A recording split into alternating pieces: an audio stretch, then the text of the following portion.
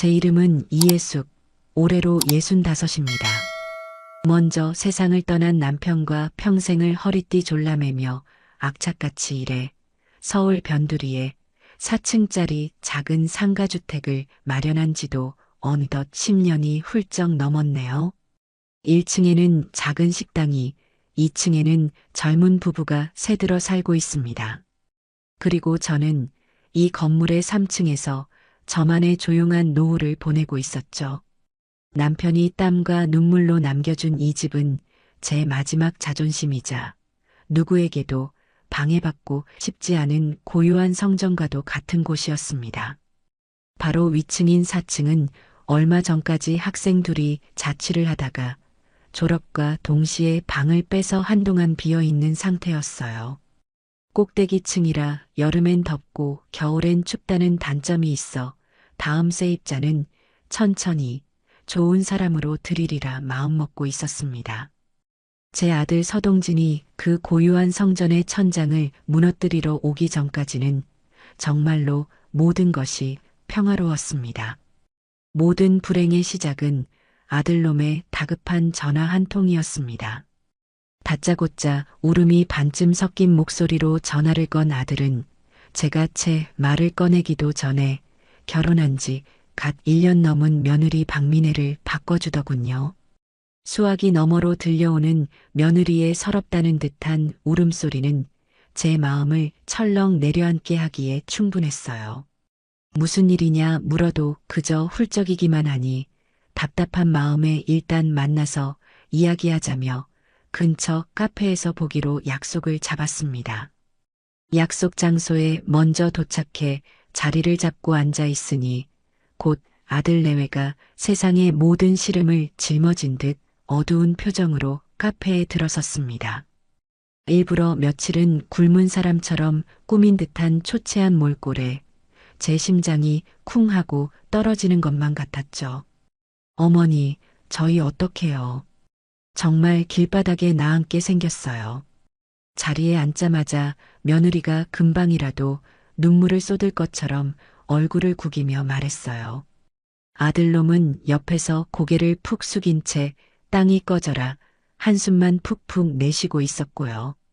자초지종을 들어보니 전세로 살던 집의 계약 만기가 다가오는데 집주인이 실거주를 하겠다며 나가달라고 통포했다는 겁니다. 요즘 부동산 시장이 어디 보통인가요?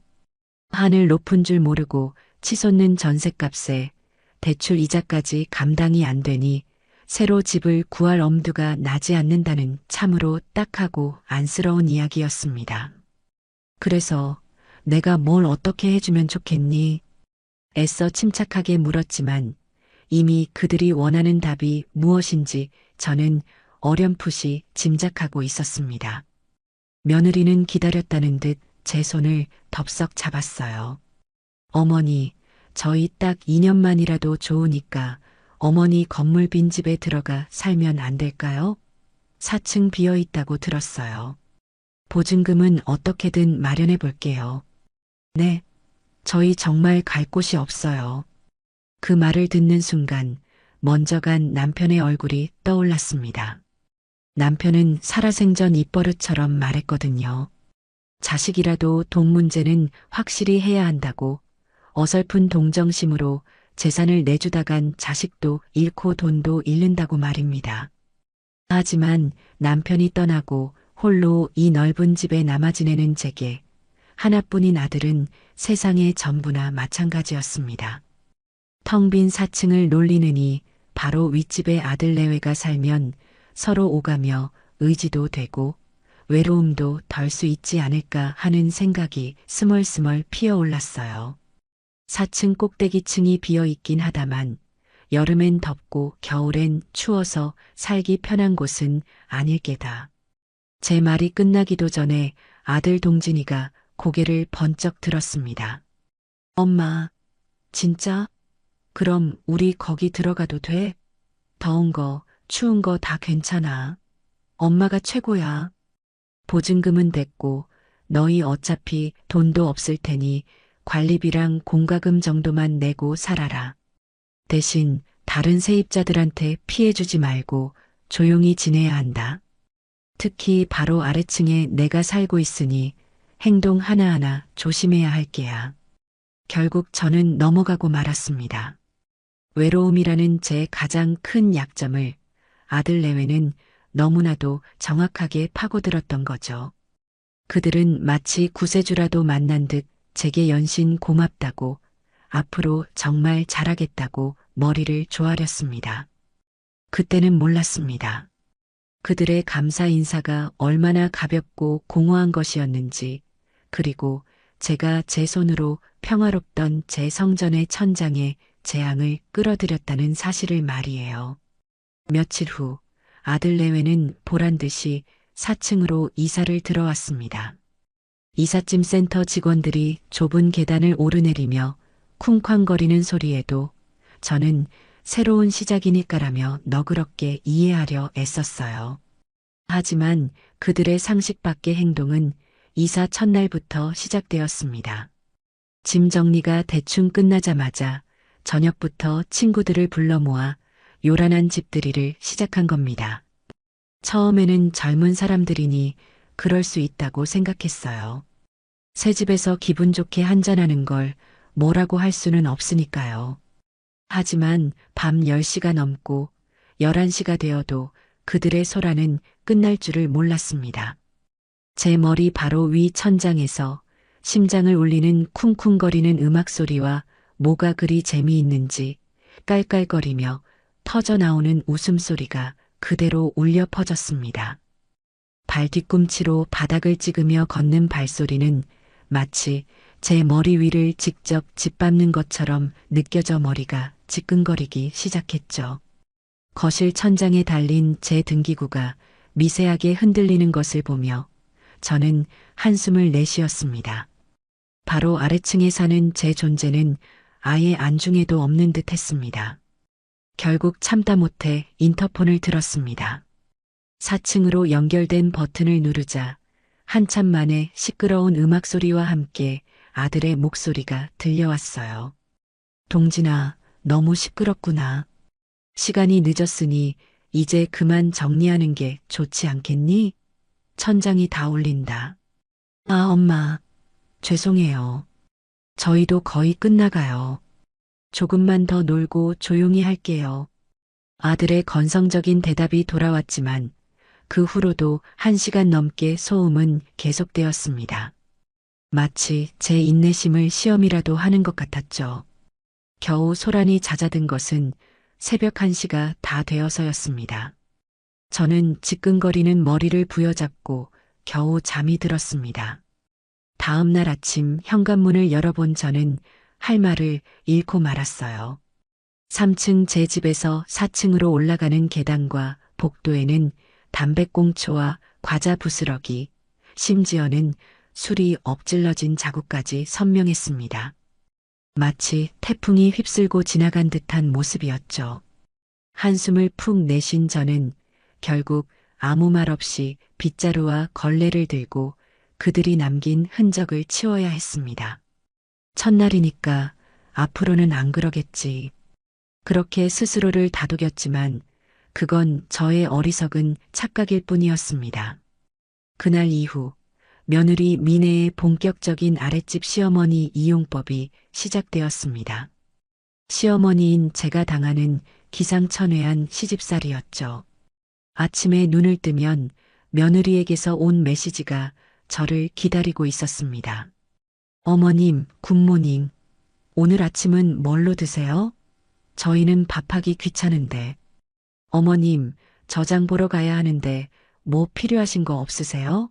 아, 나오는 길에 4층 저희 집 세탁소 옷 좀 찾아다 주시면 안 될까요?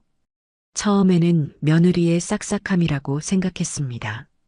하지만 시간이 지날수록 요구는 점점 더 노골적이고 당연하게 변해갔어요. 반찬을 얻어가는 것을 시작으로 아예 식사 때가 되면 슬그머니 3층 제 집으로 내려와 밥상에 숟가락을 얹는 날이 많아졌습니다. 제 부엌은 어느새 그들의 전용 식당이 되어버렸죠. 심지어는 제가 해준 음식에 대해 품평까지 하기 시작했습니다. 어머님, 이번에 담그신 김치는 좀 덜 익은 것 같아요. 다음에는 푹 익혀주세요. 저는 멸치볶음은 좀 달달한 게 좋은데 이건 너무 짜네요. 기가 막혔지만 며느리의 밉살스러운 말에도 아들놈은 제 편을 들어주지 않았습니다. 오히려 엄마 미네가 입맛이 좀 까다롭잖아. 그냥 너그럽게 이해해줘라며 며느리를 감싸기 바빴죠. 마치 제가 그들의 요구를 들어주는 것이 당연하다는 듯한 태도였습니다. 그들은 저를 더 이상 어머니나 건물주로 생각하지 않는 것 같았어요. 그저 자신들이 필요할 때마다 뭐든지 제공해주는 편리한 아랫집 비서 정도로 여기는 듯 했습니다. 하루는 제가 몸살 기운이 있어 종일 자리에 누워 있었습니다. 저녁 시간이 다 되어 겨우 일어나 죽을 끓여 먹고 있는데 뻔뻔하게도 며느리에게서 전화가 걸려왔어요. 어머님, 저녁 식사하셨어요? 저희 오늘 저녁은 뭐예요? 나 오늘 몸이 안 좋아서 너희끼리 알아서 챙겨 먹어라. 네. 그럼 저희는 뭐 먹어요? 어머님이 아프시면 저희는 굶으라는 말씀이세요? 동진 씨는 엄마 밥 아니면 잘 안 먹는 거 아시잖아요. 수화기 너머로 들려오는 며느리의 원망 섞인 목소리에 저는 순간 제 귀를 의심했습니다. 아픈 시어머니를 걱정하기는커녕 당장 자신들의 저녁 식사를 걱정하는 며느리의 이기심에 말문이 막혔죠. 결국 저는 아무 대답도 하지 못하고 전화를 끊어버렸습니다. 그날 밤 위층에서는 배달 음식을 시켜 먹는 듯한 소리와 함께 저에 대한 불평을 늘어놓는 아들 내외의 목소리가 천장을 통해 어렴풋이 들려왔습니다. 엄마도 참 우리가 밥 달라는 것도 아니고 그냥 뭐 먹냐고 물어본 건데 저렇게까지 예민하게 구실 건 뭐야. 그러게 말이야. 바로 아래층에 살면서 좀 챙겨주고 그래야 하는 거 아니야? 진짜 너무하시네. 그들의 대화를 들으며 저는 이불을 머리끝까지 뒤집어 쓴 채 조용히 눈물을 삼켜야 했습니다. 제가 기대했던 단란하고 화목한 모습은 애초에 존재하지 않는 신기루였던 겁니다. 제 선의와 배려는 그들에게 당연한 권리가 되어 있었고 저는 그저 그들의 편안한 삶을 위해 희생해야 하는 존재로 전락해버렸습니다. 남편의 유언과도 같았던 말이 그 어느 때보다 아프게 귓가를 맴돌았습니다. 제 손으로 들인 아들 내외가 제 평화로운 성전의 천장을 조금씩 아주 잔인하게 무너뜨리고 있었습니다. 그리고 그것은 앞으로 닥쳐올 더 큰 불행의 서막에 불과했습니다. 이사 첫날에 요란했던 집들이는 앞으로 닥쳐올 소음 지옥의 서막에 불과했습니다. 그날 이후 제 머리 위 4층은 단 하루도 잠잠할 날이 없었어요. 아들 내외는 마치 자신들의 발 아래 세상에서 가장 예민한 시어머니가 살고 있다는 사실을 완전히 잊어버린 것처럼 행동했습니다. 낮에는 그나마 괜찮았어요. 저도 활동하는 시간이고 생활 속에서 발생하는 소음이야 어느 정도 이해할 수 있었으니까요. 하지만 온 세상이 고요 속에 잠기는 깊은 밤이 되면 4층은 마치 잠들지 않는 유흥가처럼 변하곤 했습니다. 제 평화롭던 밤은 그렇게 산산조각 나기 시작했죠. 어느 날 밤에는 규칙적으로 제 천장을 강타하는 묵직한 굉음 때문에 잠에서 깼습니다. 쿵, 쿵, 쿵, 쿵. 일정한 간격으로 아주 묵직한 무언가가 바닥을 내리치는 듯한 소리였어요. 처음에는 무언가 고장나서 나는 소리인가 싶었지만 그 소리가 30분이 넘도록 멈추지 않자 저는 도저히 참을 수가 없었습니다. 거실 천장에 매달린 등기구가 소리에 맞춰 미세하게 흔들리는 것을 보니 더는 모른 척할 수가 없었죠. 시계를 보니 밤 11시 반을 넘어가고 있었습니다. 저는 결국 수면바지 차림으로 슬리퍼를 끌고 계단을 올라 4층으로 향했습니다. 초인종을 누르자 한참 만에 문을 연 것은 운동복 차림에 땀을 뻘뻘 흘리고 있는 며느리 미네였어요.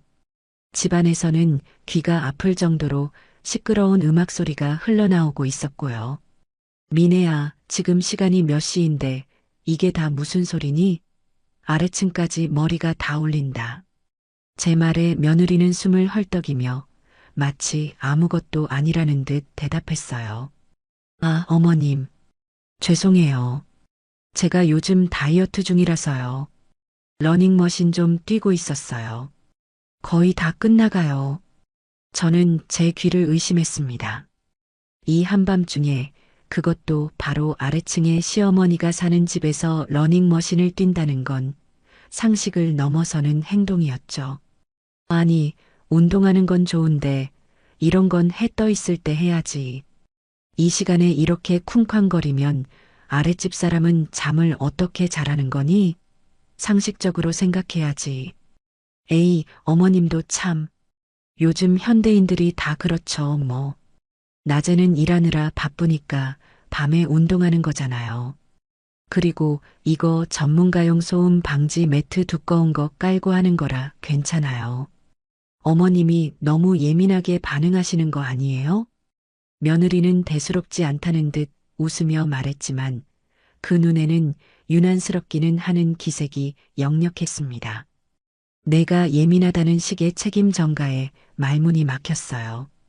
결국 저는 더 이상 말을 섞고 싶지 않아 아무튼 당장 끄고 앞으로는 밤에 절대 뛰지 말라고 단단히 이르고는 돌아섰습니다. 하지만 그날 이후로도 제 머리 위를 강타하는 러닝머신 소리는 시도 때도 없이 들려왔어요. 제가 인터폰으로 항의하면 그 순간만 잠잠해질 뿐 며칠 지나면 또다시 잊으셨어요? 하듯 쿵쾅거리기 시작했죠. 그들의 부부싸움은 소음의 활용점정이었습니다. 뭐가 그리들 불만인지 두 사람은 일주일에 서너 번은 집이 떠나가라 소리를 지르며 싸웠어요. 처음에는 젊은 부분이 그럴 수 있다고 싸우면서 크는 거라고 애써 모른 척했지만 싸움이 격해지면 무언가를 집어 던지거나 벽을 치는 듯한 굉음까지 들려오니 불안해서 견딜 수가 없었습니다. 한 번은 새벽에 자다가 위층에서 쨍그랑 하는 유리창이 깨지는 듯한 날카로운 소리와 함께 며느리의 비명소리가 들려 잠에서 깼습니다. 너무 놀라 심장이 철렁 내려앉았죠. 저는 혹시나 무슨 큰일이라도 난 건 아닌가 싶어 걱정스러운 마음에 옷을 급하게 꿰어입고 4층으로 뛰어 올라갔습니다. 동진아, 미네야, 무슨 일이니? 괜찮아? 문을 세게 두드리며 소리치자 잠시 후 아들 동진이가 잔뜩 인상을 쓴 얼굴로 문을 열었습니다. 아, 엄마는 왜 또 올라오고 그래? 별일 아니니까 그냥 내려가세요. 별일이 아닌데 왜 소리를 지르고 물건 깨지는 소리가 나? 무슨 일인지 말해봐. 걱정돼서 그런다. 아, 글쎄, 별일 아니라니까.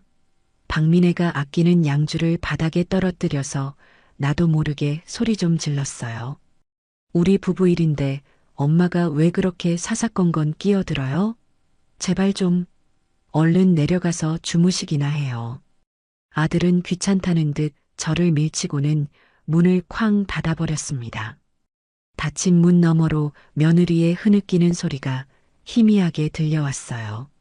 저는 그 자리에 한참을 못 박힌 듯 서 있었습니다.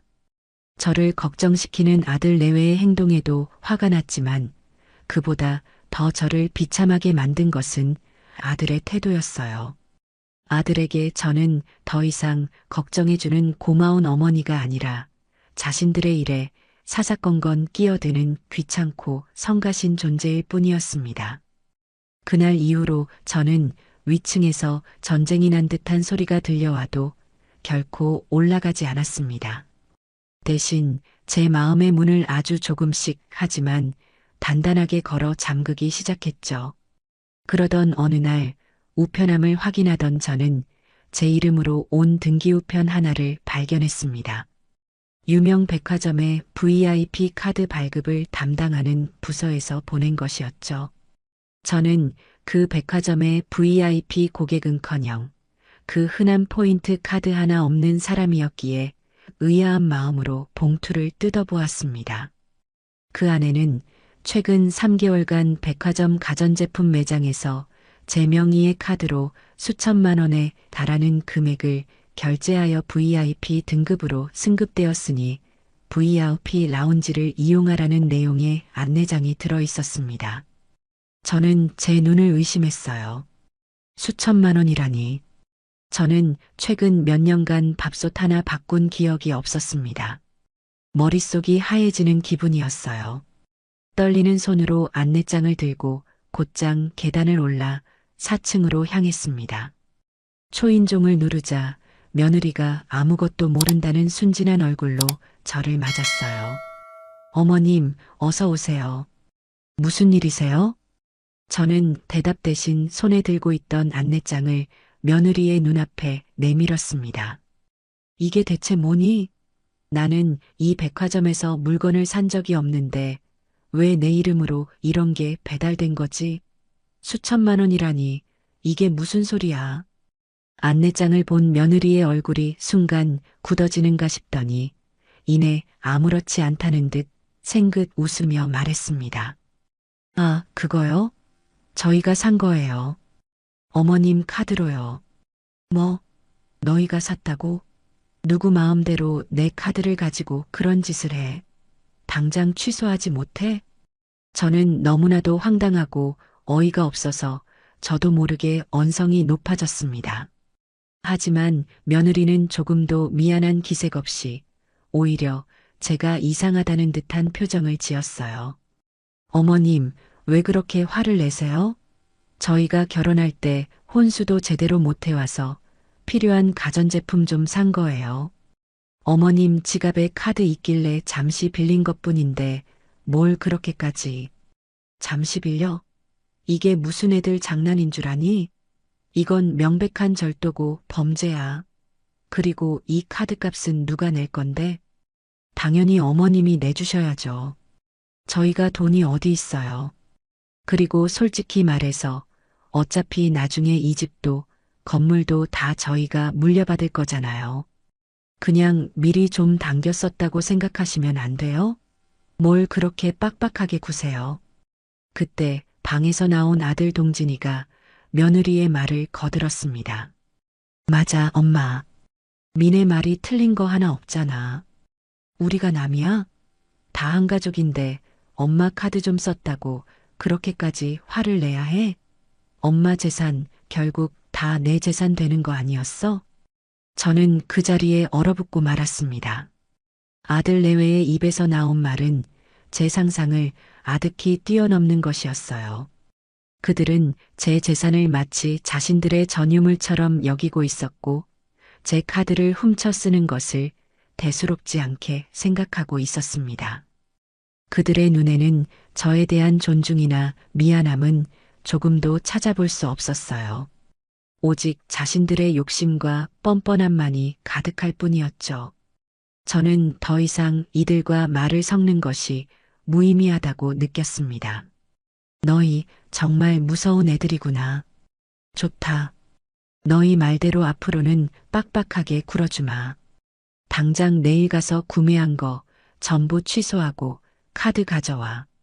만약 그렇게 안 하면 나도 가만히 있지 않을 거야. 저는 차갑게 말을 뱉고 돌아섰습니다.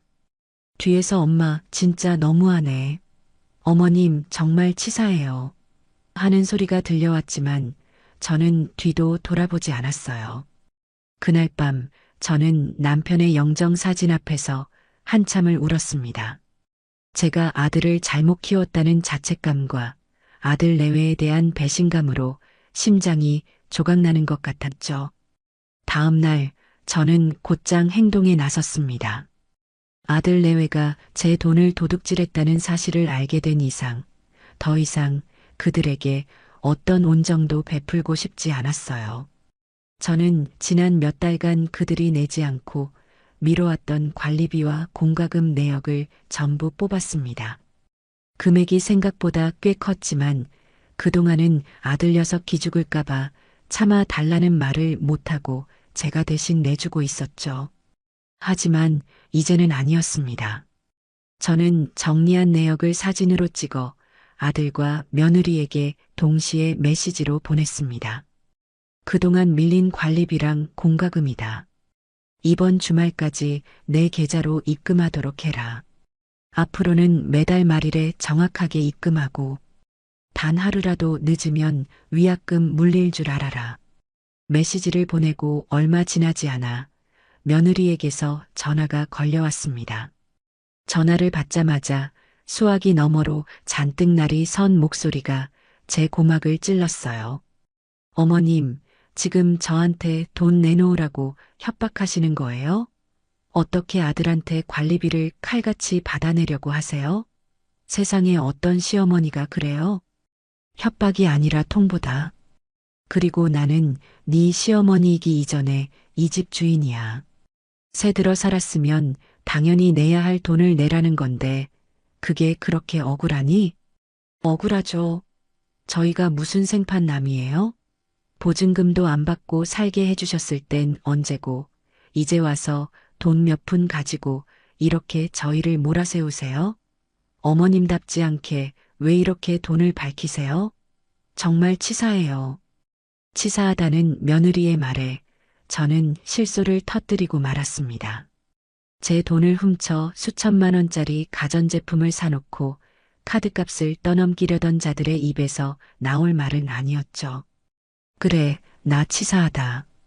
그러니까 너희도 더 이상 내 아들, 며느리인 척하지 말고 그냥 이 집 세입자답게 굴어. 내야 할 돈 제때 내고 지켜야 할 규칙 지키면서 조용히 살아. 그게 싫으면 당장 이 집에서 나가면 되고.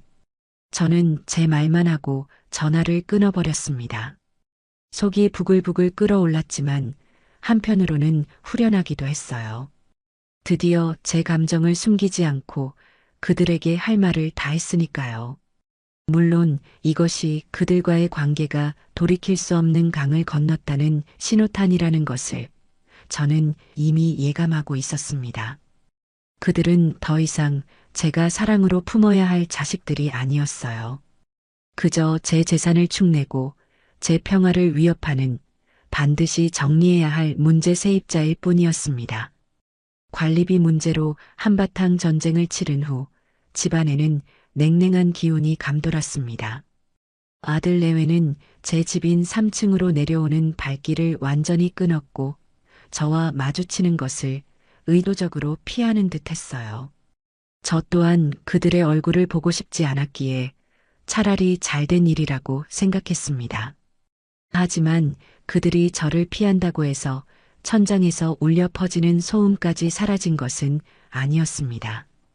오히려 그들은 보복이라도 하듯 이전보다 더욱 기승을 부리며 밤낮을 가리지 않고 소음을 만들어냈죠. 마치 우리가 이렇게 시끄럽게 해도 어쩔 거냐고 제게 시위라도 하는 것 같았습니다. 저는 그들의 유치한 행동에 일일이 대응하는 대신 조용히 제 칼을 갈기 시작했습니다.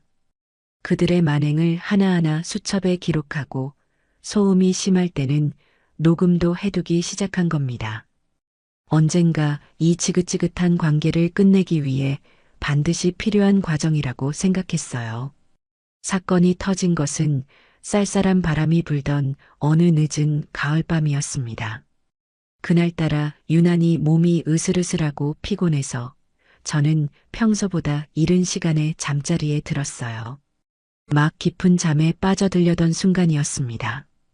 바로 위 천장에서 와장창 하는 무언가 산산조각 나는 듯한 굉음과 함께 아들 동진이의 악에 바친 고함 소리가 들려왔습니다. 너 미쳤어. 이게 얼마짜리인 줄 알아.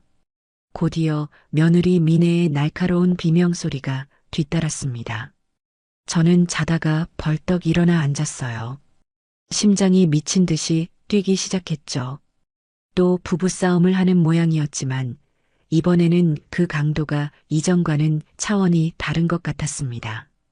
웬만하면 끼어들고 싶지 않았지만 사람의 도리상 그냥 모른 척할 수는 없었어요. 저는 걱정스러운 마음에 서둘러 겉옷을 걸치고 3층 제 집에서 4층으로 올라갔습니다. 4층 현관문은 굳게 닫혀 있었지만 문틈으로 새어나오는 부부의 격렬한 다툼 소리는 복도를 쩌렁쩌렁 울리고 있었어요. 내가 이거 사려고 얼마나 고생했는지 뻔히 알면서 그걸 깨뜨려? 네가 제정신이야? 나도 일부러 그런 거 아니잖아. 당신이 자꾸 비꼬니까 나도 모르게 손에서 놓친 거 아니야. 시끄러워. 너는 대체 제대로 하는 게 뭐야? 집구석에 들어앉아서 살림이나 하는 주제에 아들의 입에서 나온 모진 말에 저는 차마 문을 두드릴 용기가 나지 않았습니다. 자식의 추악한 모습을 마주하는 것이 두려웠기 때문일지도 모르죠. 한참을 망설이다. 결국 저는 아무것도 할 수 없다는 무력감에 발길을 돌렸습니다. 어두운 계단을 터덜터덜 다시 내려가려던 바로 그 순간이었어요. 위층에서 또다시 무언가 쿵 하고 벽에 부딪히는 듯한 둔탁한 소리가 들려왔고 그 소리에 저도 모르게 놀라 발을 헛디디고 말았습니다. 으악! 짧은 비명과 함께 제 몸은 순식간에 균형을 잃고 계단 아래로 굴러떨어졌습니다. 머리를 바닥에 세게 부딪히는 마지막 감각과 함께 제 의식은 깊은 어둠 속으로 까맣게 가라앉았습니다. 얼마나 시간이 흘렀을까요? 희미한 소독약 냄새와 함께 눈을 떴을 때 제 눈에 들어온 것은 낯선 병원의 하얀 천장이었습니다. 머리가 깨질 듯 아팠고 온몸이 욱신거렸어요. 정신이 드세요, 할머니? 옆에 있던 간호사가 저를 보며 물었습니다. 저는 겨우 고개를 끄덕이며 상황을 파악하려 애썼어요. 간호사의 말에 따르면 새벽에 순찰을 돌던 건물 경비원 아저씨가 계단에 쓰러져 있는 저를 발견하고 119에 신고했다고 합니다. 의사는 제게 가벼운 뇌진탕 증세가 있으니 며칠간은 안정을 취하며 경과를 지켜봐야 한다고 말했어요. 저는 그제야 제가 계단에서 굴러떨어졌다는 사실을 기억해냈습니다. 가장 먼저 생각난 것은 아들 동진이었습니다. 아무리 그들이 밉다고 해도 제가 병원에 실려왔다는 사실을 알면 걱정하지 않을까 하는 아주 작은 기대감이 남아있었나 봅니다. 저는 간호사에게 부탁해 휴대폰을 건네받고 떨리는 손으로 아들의 번호를 눌렀습니다. 신호음이 몇 번 울리고 곧이어 잠이 덜 깬 듯한 아들의 목소리가 들려왔어요. 여보세요?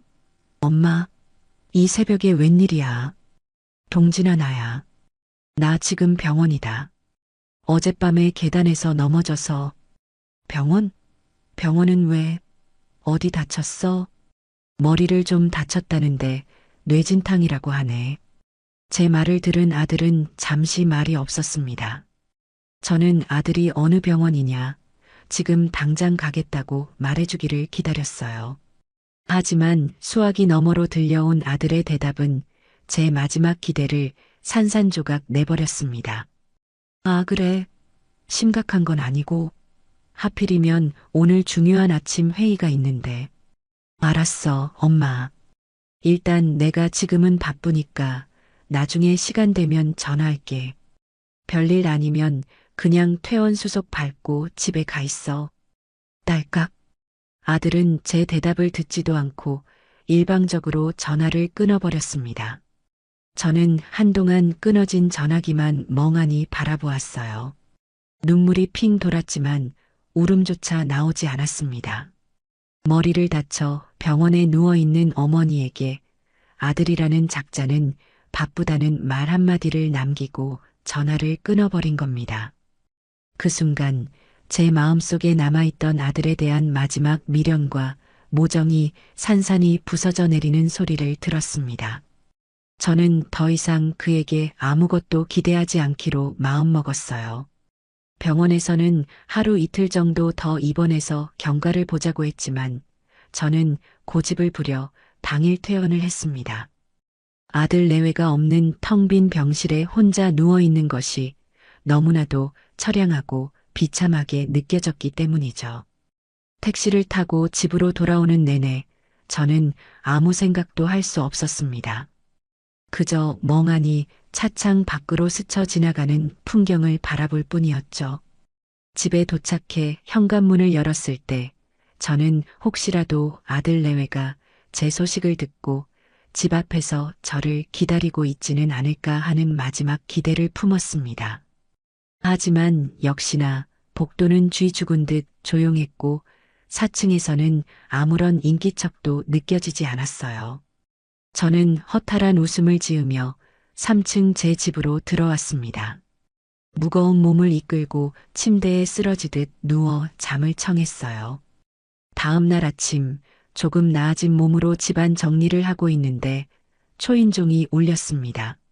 문을 열어보니 2층에 사는 새댁이 걱정스러운 얼굴로 서 있었어요. 그녀의 손에는 따뜻한 호박죽이 담긴 그릇이 들려 있었죠. 어머니, 어젯밤에 구급차 소리가 나서 깜짝 놀랐어요. 경비 아저씨한테 들었는데 계단에서 넘어지셨다고. 몸은 좀 괜찮으세요? 저는 이웃의 따뜻한 마음에 울컥하며 고맙다는 인사를 전했습니다. 그리고 새댁은 잠시 망설이는 듯 하더니 조심스럽게 입을 열었어요. 저 이런 말씀드리기 좀 그렇긴 한데 어젯밤에 어머니 병원 가시고 나서 4층이 엄청 시끄러웠어요. 시끄러웠다고? 네. 새벽까지 친구들을 불러서 술 마시고 노래 부르고 꼭 파티하는 것 같았어요. 저희도 시끄러워서 잠을 설쳤거든요. 혹시 무슨 좋은 일이라도 있는 건가 했는데 어머니가 다치셨다는 얘기를 듣고 너무 이상해서요. 새댁의 말을 듣는 순간 제 머릿속에 무언가가 툭 하고 끊어지는 것을 느꼈습니다. 온몸의 피가 차갑게 식는 것 같았어요. 제가 계단에서 굴러떨어져 사경을 헤매고 병원 응급실에 실려간 그 시각에 제 아들과 며느리는 친구들을 불러 모아 파티를 벌였다는 겁니다. 그들에게 저는 더 이상 어머니도 가족도 아니었습니다. 그저 자신들의 자유를 방해하는 눈엣 가시 같은 늙은이에 불과했던 거죠. 저는 새댁에게 애써 웃으며 괜찮다고 말하고 문을 닫았습니다. 그리고 그 자리에 주저앉아 한참을 소리 없이 울었어요. 슬픔과 분노, 배신감이 뒤섞여 심장을 마구 핥히는 것 같았습니다. 한참을 울고 나니 이상하게도 마음이 차분하게 가라앉더군요. 눈물과 함께 제 안에 남아있던 모든 미련과 연민이 전부 씻겨 내려간 기분이었습니다. 저는 결심했습니다. 더 이상 당하고만 있지 않겠다고. 내 집에서, 내 인생에서 저 악마 같은 것들을 반드시 내쫓고 말겠다고. 제 인생을 되찾기 위한 차가운 복수의 서막이 바로 그 순간에 올랐습니다. 그날 이후 저는 완전히 다른 사람이 되기로 마음먹었습니다. 더 이상 눈물 흘리는 연약한 어머니는 없었어요. 제 목표는 오직 하나, 아들 서동진과 며느리 박민혜를 제 건물에서 합법적으로 그리고 아주 철저하게 몰아내는 것이었습니다. 감정적으로 맞서봐야 그들의 뻔뻔함만 더 키워줄 뿐이라는 것을 깨달았기 때문에 저는 이성적이고 냉철하게 움직이기로 했죠. 가장 먼저 한 일은 수소문 끝에 부동산 관련 소송에서 승소율이 높기로 유명한 변호사를 찾아간 것이었습니다. 변호사 사무실에 무거운 문을 열고 들어서자 중년의 남자 변호사가 저를 맞았습니다. 저는 상담실에 앉아 처음 아들 내외가 이 집에 들어오던 날부터 시작해 그동안 그들이 저질렀던 모든 만행들을 하나도 빠짐없이 털어놓았습니다. 층간소음, 명의도용을 동반한 절도, 폭언, 그리고 결정적으로 제가 쓰러졌던 날 밤의 일까지. 제 이야기를 듣는 내내 변호사는 심각한 표정으로 고개를 끄덕이며 꼼꼼하게 메모를 했습니다. 어머님, 그동안 마음고생이 정말 심하셨겠군요. 자식 문제라 더 힘드셨을 겁니다. 변호사의 위로에 잠시 울컥했지만 저는 곧 마음을 다잡고 본론을 물었습니다. 변호사님, 저는 저들을 제 집에서 내보내고 싶습니다. 가능할까요? 물론입니다. 임대차 계약서가 없다고 해도 구두계약 또한 계약의 효력을 가집니다. 하지만 아드님 내외는 월세나 관리비를 제대로 납부하지 않았고 소음을 유발하는 등 세입자로서의 의무를 다하지 않았습니다. 계약 해지 사유는 충분하고도 남습니다. 다만 법적으로 확실하게 처리하기 위해서는 감정에 호소하기보다 명확한 증거를 수집하는 것이 가장 중요합니다. 변호사는 제게 앞으로 해야 할 일들을 차근차근 설명해 주었습니다. 첫째, 층간소음이 발생할 때마다 날짜와 시간을 기록하고 소음의 정도를 객관적으로 알 수 있도록 동영상이나 녹음 파일로 남겨둘 것. 둘째, 그들과의 대화는 가급적 문자로 남겨 감정적인 발언의 증거를 확보할 것. 셋째, 앞으로 발생하는 모든 금전적인 요구는 단호하게 거절하고 그동안의 피해에 대한 손해배상을 청구할 준비를 할 것. 변호사와의 상담을 마치고 사무실을 나오는 제 발걸음은 그 어느 때보다 가벼웠습니다. 막막하기만 했던 제 싸움에 든든한 무기가 생긴 기분이었죠. 그날부터 저는 변호사의 조언에 따라 치밀하게 움직이기 시작했습니다. 우선 성능 좋은 녹음 기능이 있는 최신형 스마트폰을 새로 구입했습니다. 그리고 위층에서 소음이 발생할 때마다 저는 조용히 녹음 버튼을 눌렀어요. 밤늦게 울리는 러닝머신 소리, 부부싸움을 하며 지르는 고함 소리, 심지어는 저에 대해 험담하는 소리까지 그들의 모든 소음은 제 스마트폰에 차곡차곡 증거로 쌓여갔습니다. 증거를 모으는 것과 동시에 저는 그들에게 최후 통첩을 날리기로 결심했습니다. 더 이상 말로 하는 경고는 통하지 않는다는 것을 알았기 때문에 법적인 효력을 갖는 내용 증명 우편을 보내기로 한 겁니다.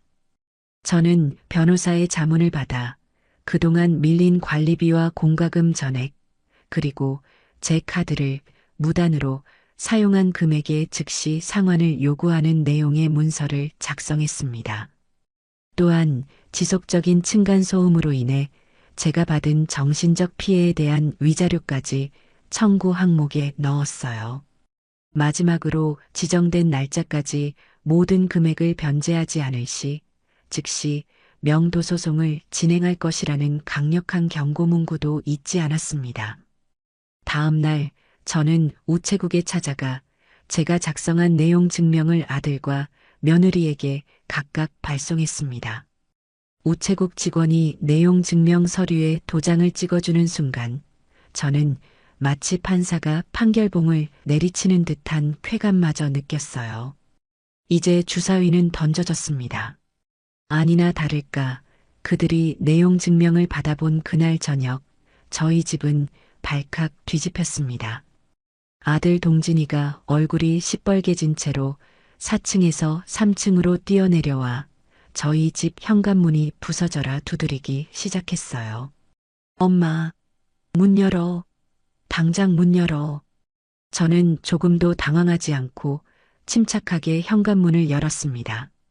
문이 열리자마자 아들은 손에 든 내용 증명 서류를 제 얼굴 앞에 흔들며 고함을 질렀어요. 이게 다 뭐야? 엄마, 진짜 미쳤어? 어떻게 아들한테 이런 걸 보낼 수가 있어? 명도소송? 손해배상? 엄마가 우리한테 어떻게 이럴 수가 있냐고. 아들의 분노에 찬 고함 소리에도 저는 눈 하나 깜짝하지 않았습니다. 오히려 그를 차가운 눈으로 똑바로 쳐다보며 말했죠. 나는 네 엄마이기 이전에 이 건물의 주인이다. 너희는 내 건물에 새 들어 사는 세입자고, 세입자가 월세도 안 내고 집주인에게 피해를 끼쳤으면 집주인은 당연히 법적인 조치를 취할 권리가 있는 거야. 세입자? 우리가 언제부터 세입자였어? 그리고 우리가 언제 엄마한테 피해를 줬다고 그래? 피해를 안 줬다고? 너희가 밤낮 없이 쿵쾅거리는 소리 때문에 내가 잠을 설치고 너희가 싸우는 소리에 내가 불안에 떨어야 했던 건 피해가 아니니? 내 카드를 훔쳐서 빚을 만들어 놓은 건 피해가 아니고 결정적으로 내가 너희 때문에 계단에서 굴러떨어져 병원에 실려갔을 때 너희는 위층에서 파티를 벌였지. 그것도 피해가 아니라고 말할 셈이야? 제 말에 아들은 순간 말문이 막힌 듯 입을 꾹 다물었습니다. 제가 모든 것을 알고 있다는 사실에 당황한 기색이 역력했죠. 하지만 그것도 잠시 그는 다시 적반하장으로 나오기 시작했습니다. 그거는 아무튼 그래도 그렇지. 어떻게 가족끼리 법으로 해결하려고 해? 엄마는 피도 눈물도 없어? 우리가 돈이 어디 있다고 이 큰 돈을 당장 갚으라는 거야. 이건 그냥 우리 보고 집에서 나가 죽으라는 소리잖아. 아들은 감정에 호소하며 저를 매정하고 독한 어머니로 몰아가려 했습니다. 예전에 저였다면 아들의 그 눈물 섞인 호소에 또다시 마음이 약해졌을지도 모릅니다. 하지만 이제 저는 더 이상 과거의 제가 아니었어요. 저는 아들을 향해 제 인생에서 가장 차갑고 단호한 목소리로 선언했습니다. 그래, 나가라. 이 집에서. 그리고 나는 더 이상 너희들의 엄마가 아니라 이 집의 건물주일 뿐이다. 그러니 앞으로 나를 엄마라고 부르지 마. 서동진 씨, 박민혜 씨, 두 분은 이제부터 그냥 제 골칫덩어리 세입자일 뿐이니까. 제 입에서 나온 서동진 씨라는 호칭에 아들의 얼굴은 충격과 분노로 일그러졌습니다. 그는 무어라 더 소리치려 했지만 저는 그의 말을 들을 가치도 없다는 듯 그의 눈앞에서 현관문을 소리나게 닫아버렸습니다. 문 너머에서 아들의 욕설과 분노에 찬 고함이 한동안 이어졌지만 저는 더 이상 신경 쓰지 않았어요. 길고 길었던 악연의 고리를 드디어 제 손으로 끊어내기 시작한 겁니다. 제가 보낸 내용 증명이라는 법의 무게가 실린 서류 한 장은 그들의 오만방자한 성벽에 균열을 내기에 충분했던 모양입니다. 세입자라는 차가운 호칭과 함께 날아든 금전적 압박은 그동안 저를 얕잡아 보던 아들 내외에게 현실의 냉혹함을 뼈저리게 느끼게 해주었겠죠. 며칠 동안 4층은 이상할 정도로 조용했습니다. 밤마다 제 머리를 짓누르던 러닝머신 소리도 집이 떠나가라 싸우던 고함 소리도 들리지 않았어요. 마치 텅 빈 집처럼 고요했습니다. 하지만 저는 그 고요함이 폭풍전야와 같다는 것을, 그들이 이대로 순순히 꼬리를 내리고 물러날 위인들이 아니라는 것을 잘 알고 있었습니다. 아니나 다를까 그들의 반격은 제가 전혀 예상치 못한 아주 가증스럽고 역겨운 방식으로 시작되었습니다. 주말 오후 한가롭게 거실 소파에 앉아 책을 읽고 있는데 초인종이 울렸습니다. 인터폰 화면에 나타난 얼굴은 다름 아닌 며느리 미네였어요. 그런데 그 모습이 평소와는 사뭇 달랐습니다. 화장기 하나 없는 얼굴은 퉁퉁 부어 있었고 눈가는 금방이라도 눈물을 쏟을 것처럼 붉게 물들어 있었죠. 손에는 제 키만한 고급 과일이 가득 담긴 커다란 바구니가 들려 있었습니다. 저는 잠시 망설였지만 또 무슨 꿍꿍이인지 확인해야겠다는 생각에 현관문을 열어주었습니다. 문이 열리자마자 며느리는 제 앞에 다고 무릎을 꿇었습니다. 어머님, 제가 정말 죽을 죄를 지었어요. 잘못했어요, 어머님. 그러고는 바닥에 이마를 찌울 듯 엎드려 서럽게 울기 시작했어요. 저는 어이가 없어서 말문이 막혔습니다. 며칠 전까지만 해도 제게 치사하다며 악을 쓰던 사람과 동일 인물이 맞나 싶을 정도였죠. 저는 팔짱을 낀 채 차가운 시선으로 그녀의 저급한 연기를 내려다보았습니다. 일어나거라. 이런다고 해서 달라질 건 아무것도 없으니. 아니에요, 어머님. 제발 용서해 주세요. 저희가 정말 생각이 짧았어요. 어머님 마음이 얼마나 아프셨을지 생각도 못하고 저희 편하자고 어머님께 못된 짓만 했어요. 정말 죄송해요. 며느리는 고개를 들고 눈물 콧물로 범벅이 된 얼굴로 제게 애원했습니다. 그 모습이 어찌나 처량하고 애처롭던지 예전의 저였다면 분명 마음이 흔들렸을 겁니다. 하지만 이미 너무 많은 상처를 받은 제 마음은 시베리아의 동토처럼 차갑게 얼어붙어 있었어요. 저는 그녀의 눈물 뒤에 숨겨진 계산적인 속내를 꿰뚫어 보고 있었습니다.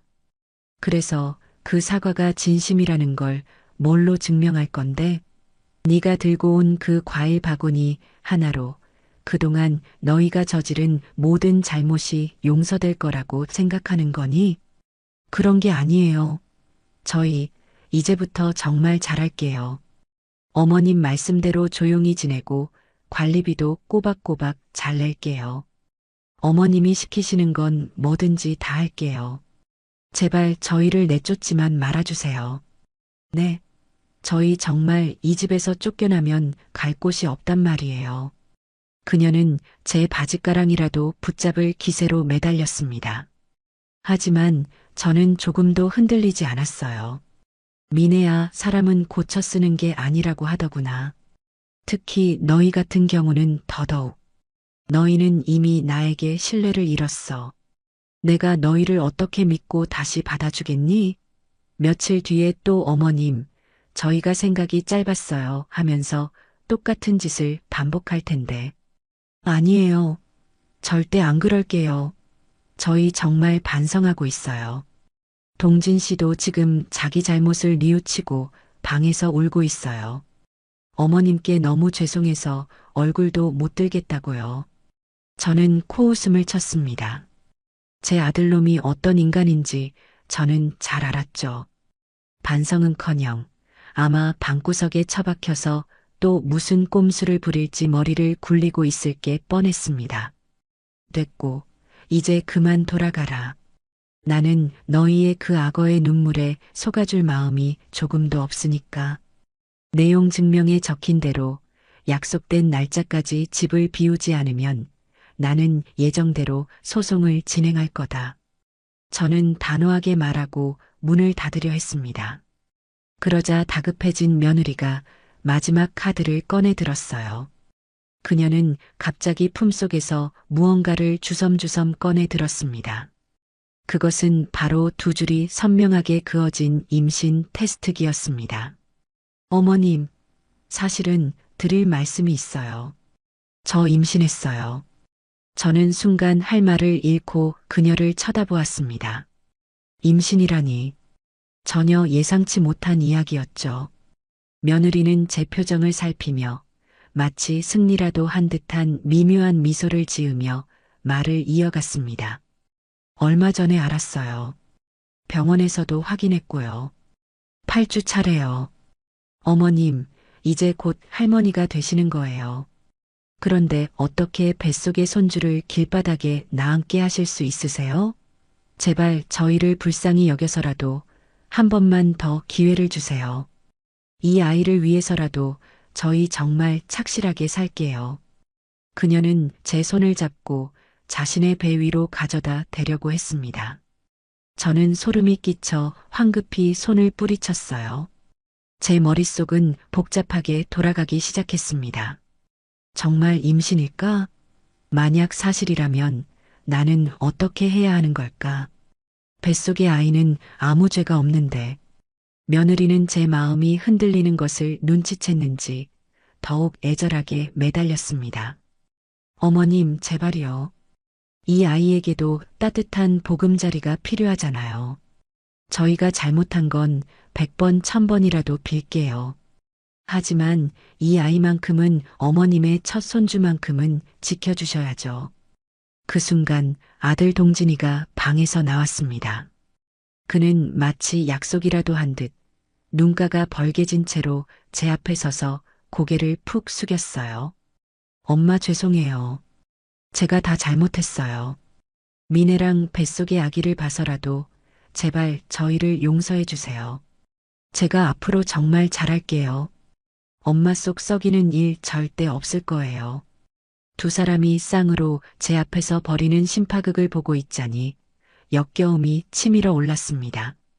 하지만 저는 애써 냉정을 유지했어요. 그리고 그들의 연기에 허를 찌르는 질문을 던졌습니다. 그래, 임신 8주 차라고? 그럼 산모 수첩은 있겠구나. 어느 병원에 다니는데?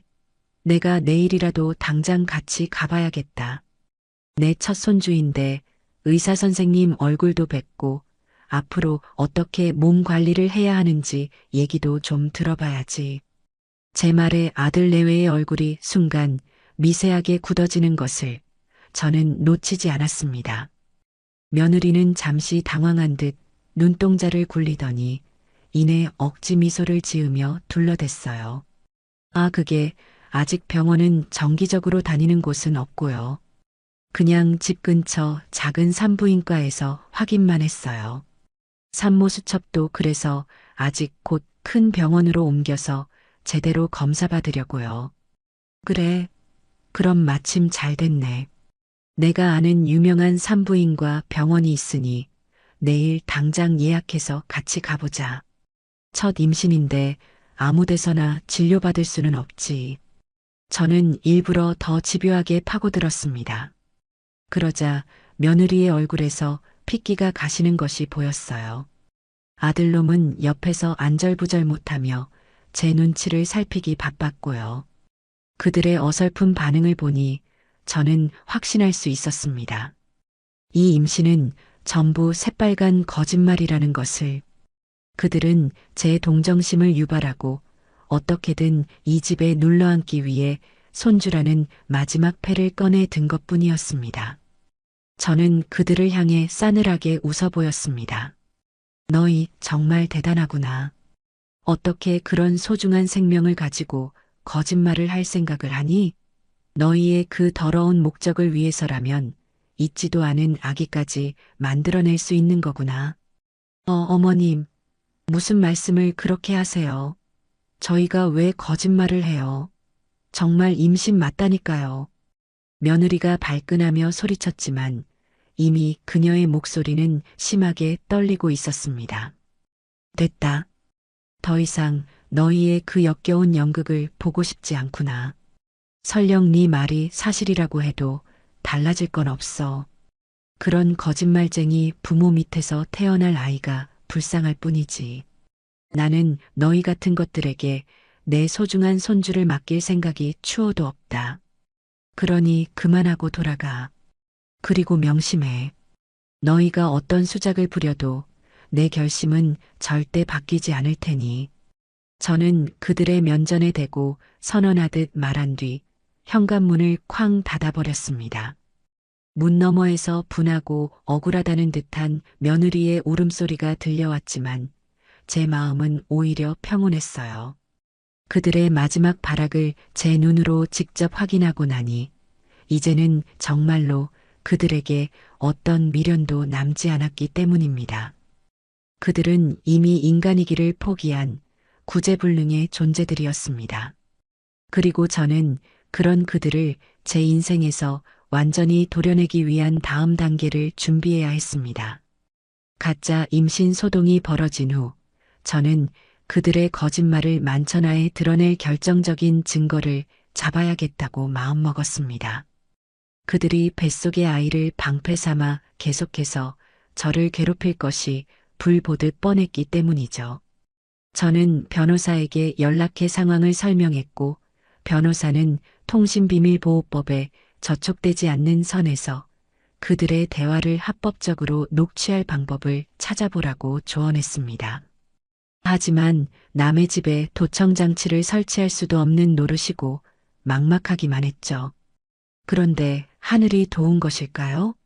기회는 아주 우연한 순간에 찾아왔습니다. 그날은 유난히 날씨가 좋은 오후였습니다. 저는 3층 제 집 베란다에 내놓은 화초에 물을 주고 있었어요. 저희 집 베란다는 바로 위층인 4층 베란다와 맞닿아 있는 구조라 창문을 열면 위층의 소리가 제법 잘 들리곤 했습니다. 무심코 화분에 물을 주는데 마침 4층 베란다 창문이 활짝 열려 있었고 그곳에서 며느리 미네가 누군가와 통화하는 목소리가 들려왔습니다. 저는 저도 모르게 하던 일을 멈추고 귀를 기울였습니다. 나야. 잘 지내? 응, 그럭저럭. 아직 그 집에서 버티고 있어. 며느리는 친구와 통화를 하는 듯 했습니다. 저는 조용히 스마트폰을 꺼내 녹음 버튼을 눌렀어요. 시어머니? 말도 마. 진짜 보통 아니야. 독해도 그렇게 독한 여자는 처음 본다니까. 우리가 그렇게 빌었는데도 눈 하나 깜짝 안 해. 내용 증명까지 보냈다니까 말이 돼? 잠시 친구의 말을 듣는 듯하던 며느리가 이내 뭐가 그리 재미있는지 킥킥거리며 웃기 시작했습니다.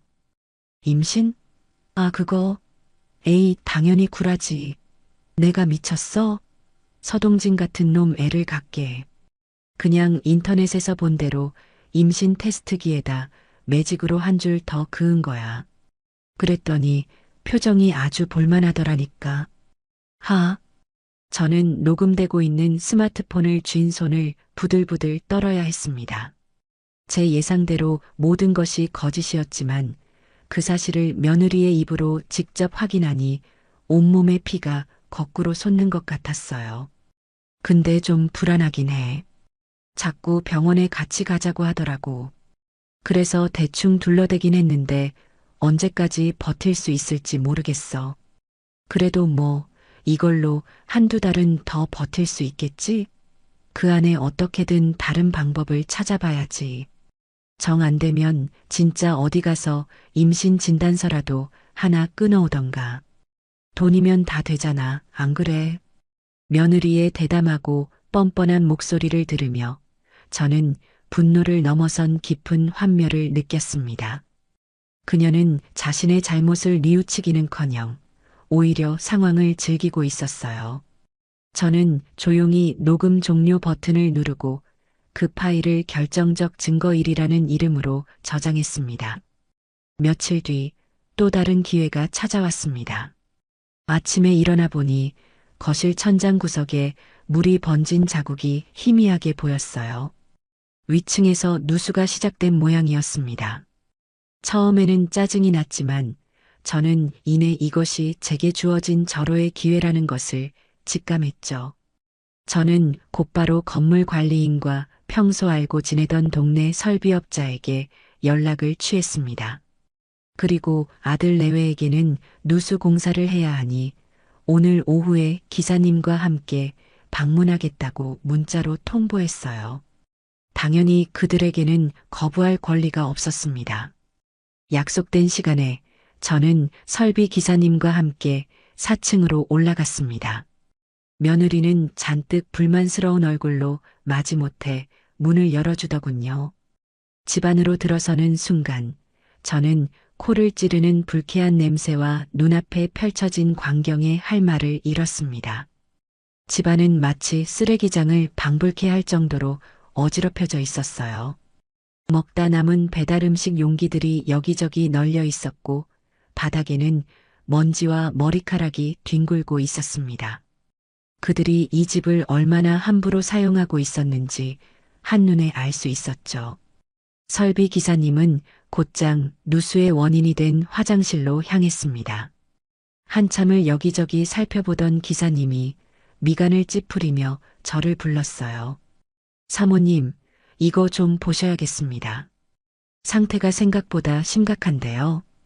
기사님이 가리키는 곳을 본 저는 제 눈을 의심했습니다. 화장실 바닥 타일은 여러 군데가 깨져 있었고 세면대에는 금이 가 있었습니다. 심지어 변기는 제대로 고정되지 않았는지 살짝 흔들리기까지 했어요. 아니, 이게 다 어떻게 된 겁니까? 제가 알기로는 입주 전에 전부 새 것으로 교체했던 건데요. 글쎄요. 보아하니 뭘로 세게 내리치거나 충격을 준 것 같습니다. 그리고 누수의 직접적인 원인은 배관 노후가 아니라 저분들이 임의로 샤워기 위치를 바꾸면서 방수층을 손상시킨 것 같네요. 이건 명백한 세입자 과실입니다. 저는 말문이 막혔습니다. 설비 기사님이 집안을 둘러보며 추가로 지적한 문제점들은 더욱 가관이었어요. 거실과 안방 사이의 가벽은 허락도 없이 철거되어 있었고 그 때문에 천장 일부가 살짝 내려앉아 있었습니다. 벽지 곳곳에는 정체를 알 수 없는 얼룩과 낙서가 가득했고 붙박이장 문짝 하나는 경첩이 부서진 채 위태롭게 달려 있었죠. 그들은 제 집을 자신들의 소유인 양 마음대로 부수고 망가뜨리고 있었던 겁니다.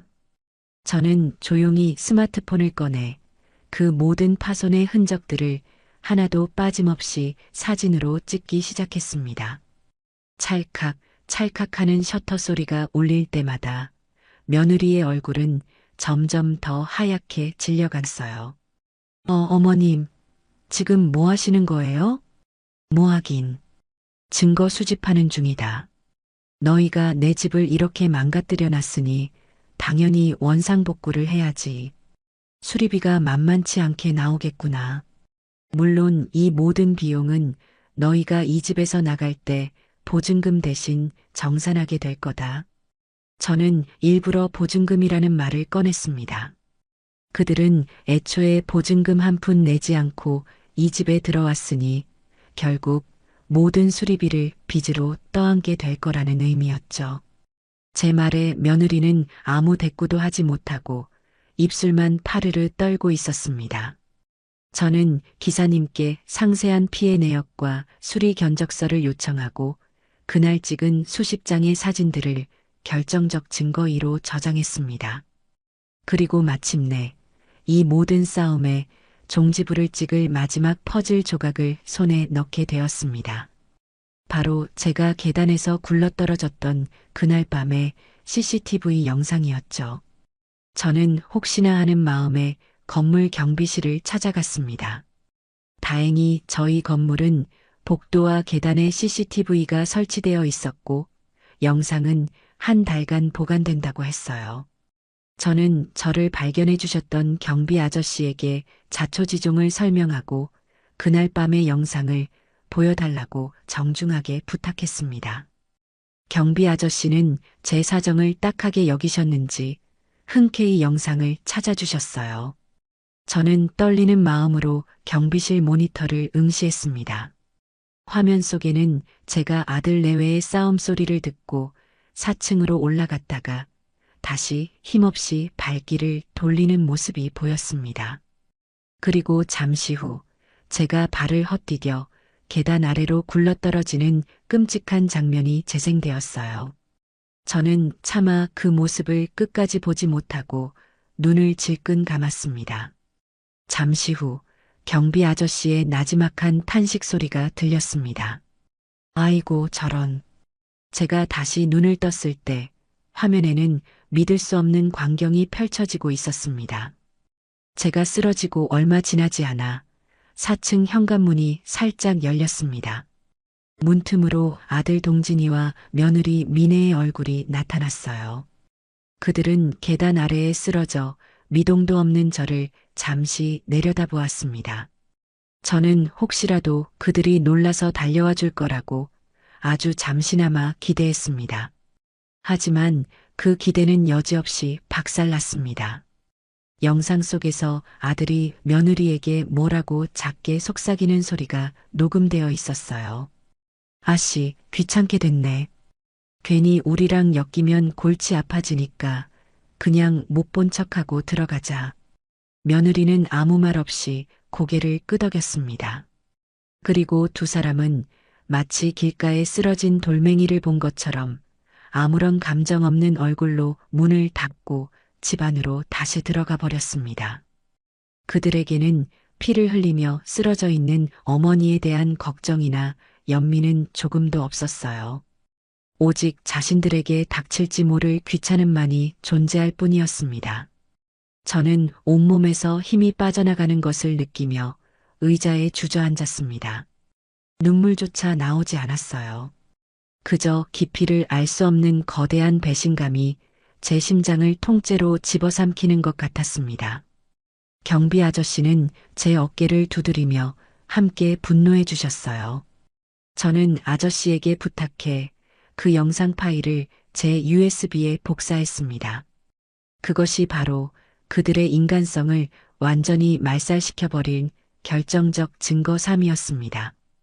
이제 모든 준비는 끝났습니다. 저는 제 손에 들린 3가지의 결정적인 증거들을 가지고 그들을 심판대에 세울 일만 남았습니다. 모든 증거를 손에 쥔 저는 더 이상 시간을 끌 필요가 없다고 판단했습니다. 그날 저녁 저는 아들 내외에게 내일 저녁 7시 3층으로 내려오너라. 너희와 할 이야기가 있다는 짧은 메시지를 보냈습니다. 그들에게는 거부권이 없다는 것을 알았기에 답장을 기다리지도 않았어요.